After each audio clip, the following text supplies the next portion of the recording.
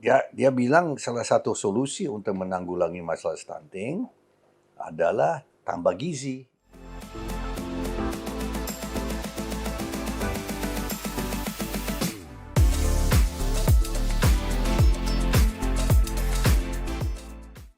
Sobat Panangian, saya sangat berbahagia pada hari ini. Saya mengundang seorang Dewan Pengarah dari TKN Prabowo Gibran. Beliau ini sudah mendekati 70 tahun menjadi pendamping setia Pak Prabowo. Tebak aja sendiri apa artinya. Jadi apa yang dia ucapkan sebagai pendamping setia, tentu saja itu adalah apa yang dipikirkan Pak Prabowo. Nah, mengapa saya undang beliau ini? Karena salah satu program yang paling direspon secara luar biasa oleh masyarakat, yaitu makan siang gratis. Dan saya sapa dulu, selamat datang Pak Hasyim Syiono Joharikusuma. Ada yang mengatakan, ya pernah saya dengar dari video bahwa Pak Prabowo sudah memikirkan makan siang gratis ini bahkan sejak 17 tahun lalu, ya, sebelum Partai Gerindra didirikan. Nah, bagaimana Pak ceritanya? Ya, selamat pagi Pak Paningan.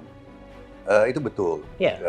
Waktu itu tahun 2006 saya masih tinggal di luar negeri, di London waktu itu. Terus satu ketika saya berkunjung ke Jakarta dan saya dipanggil ke kantornya di Bidakara waktu itu.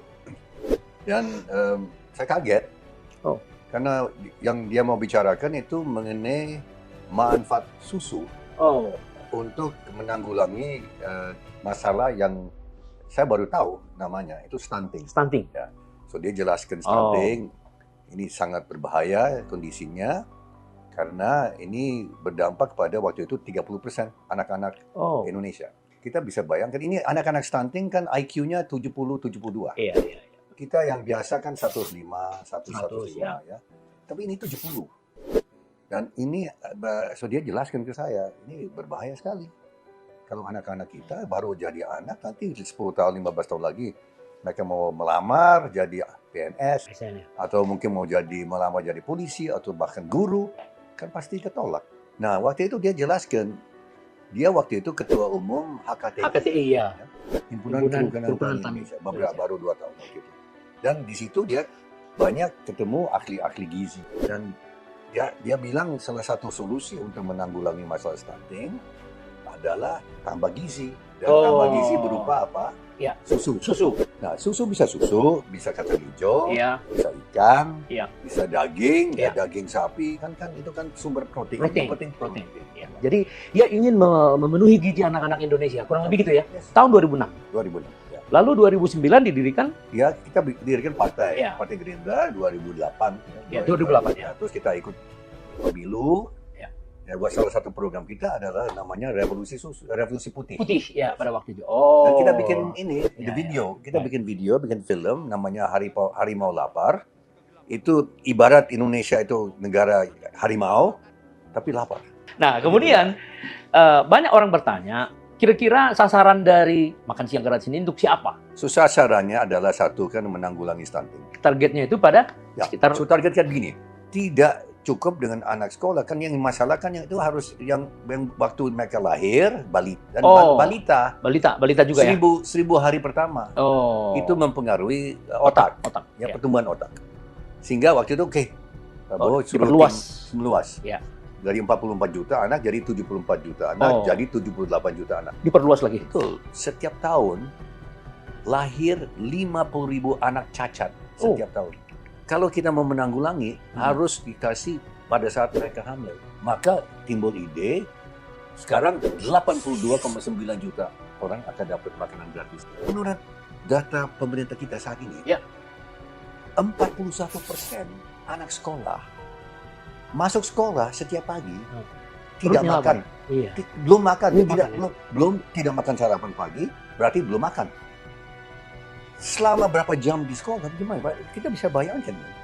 Berarti kita hitung, kurang lebih 18 juta anak masuk sekolah lapar tiap hari. Nah, kemudian ada yang bertanya, ini gimana nanti pelaksanaannya? Karena banyak orang berpikir ini jangan-jangan jadi bisnis ini. Kan gitu ya? Ini adalah untuk UMKM. UMKM. Usaha mikro, kecil dan menengah. Ya. termasuk BUMDes, kan ada BUMDes, Ya. ya, Badan Usaha Milik Badan- Desa, ya. koperasi. Koperasi. Itu harus ini affirmative action untuk kita pro rakyat. Nah, kalau nggak salah, saking banyaknya yang mau dilayani, kan tentu banyak juga dilibatkan tenaga kerja ya. Tim kita sudah hitung awalnya ini bisa menciptakan 1.800.000 pekerjaan baru. 1.400.000 Ya. ya. Pak Hasim, dari mana ini uang presiden yang akan datang mengelola uang ini? Dari mana sumbernya? Itu orang berpikir begitu. Dana ada dan bakal ada. Ini yang berikan saya harapan. Iya. Saya optimis. Prabowo juga optimis. Ya. Mas Gibran optimis. Indonesia ternyata yang dikatakan Pak Prabowo sudah kita betul-betul sungguh-sungguh negara kaya raya. Oh iya. Luar biasa. Ternyata Indonesia ini penerimaan negara, ini ada satu perbandingan atau ratio bahasa Iya, Inggris. Penerimaan negara terhadap GDP. Iya. Ini sudah baku. Ya. Nah, penerimaan negara itu terdiri dari apa? Pajak perseroan, terus pajak pribadi, pajak bumi dan ini dan itu. Itu pajak. Itu satu unsur. Unsur kedua adalah yang dikenal oleh perokok, sigaret. Sigaret ya. Itu cukai. Cukai. Itu besar di Indonesia besar. Itu kedua. Terus ketiga itu namanya penerimaan negara bukan pajak. Ya, royalty. Bahasa Inggris royalty. Ya. Terus keempat kecil biaya masuk, yang barang mewah, ya. Mobil Mercy, mobil apa, ya itu ada barang itu ada biaya masuk. Oke, itu relatif kecil. Kita masih bisa potensinya luar biasa. Ya, kita 14%. Papannya. Jadi nanti dari sana lah diambil ya. Di situ ya. Malaysia, Filipina jauh di atas kita. Ya. Vietnam 23%. Ya. Ada negara namanya China, ya Tiongkok 25%. Ya. So begini Pak Panjang, kalau kita targetnya Vietnam, dan kan bisa dong. Masa kita nggak bisa Vietnam? Enggak. Itu 9% Pak Panjang. Nah, 9% dari apa? Ya ternyata ekonomi kita cukup besar.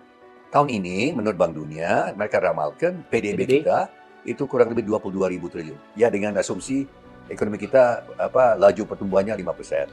5% ya 22.000 triliun. Nah, dengan 2.000 triliun, Bapak tahu selisihnya berapa? 2.000 triliun. Iya, 2.000 triliun. 2.000 triliun. Makanan gratis ini, susu ini akan makan 450 triliun. Oh, jadi masih ada banyak. Masih ada sisa 1.500 something. Ya, 1.550.